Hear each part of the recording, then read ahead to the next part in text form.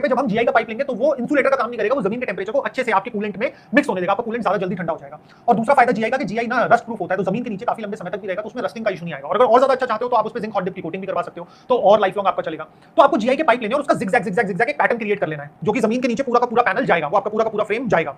तो जब आपने अब इसकी लेंथ क्या रहेगी, इसकी डायमेंशन क्या रहेगी, तो मिनिमम देखो जो इसकी डेप्थ रहेगी इस पाइप की, वो आपकी मिनिमम 10 से 12 फुट होनी चाहिए।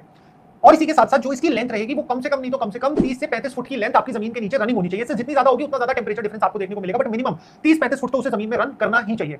ऐसा भी नहीं कि बहुत पास कर दिया, एक डिस्टेंस पे उसको जमीन के नीचे हमें रन करना है। आप जिगजैग बना लो या फिर कोई भी शेप क्रिएट कर लो और उस पाइप के दोनों आउटलेट आप टॉप सरफेस तक ले आओ। अब आपके पास में वो एक ऐसा पाइप आ गया जो कि जमीन के नीचे पूरे तरीके से दबा हुआ है, उसके दोनों आउटलेट हवा में आ गए हैं। अब नेक्स्ट स्टेप क्या होगा, इसके बाद में आपको क्या करना है, उस पाइप को कूलेंट से भर लेना है। कूलेंट आप जो हम गाड़ियों में डालते हैं, ट्रेडिशनल कोई भी कूलेंट इस्तेमाल कर सकते हो, उस कूलेंट से आपको उन पाइपों को भर लेना है। और फिर आपको जरूरत पड़ेगी एक रेडिएटर और एक फैन की।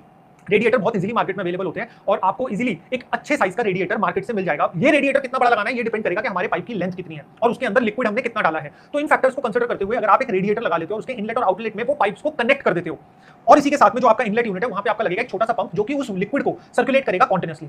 तो यहाँ पे हमने क्या करा, हमने जीआई के पाइप जमीन के नीचे दबाए, दोनों उसका इनटेक और आउट को हमने बाहर ले लिया, उन दोनों को हमने रेडिएटर से कनेक्ट करा, बीच में हमने एक मोटर कनेक्ट करी और फिर हमारे को रेडिएटर के पीछे एक फैन का यूज करना है।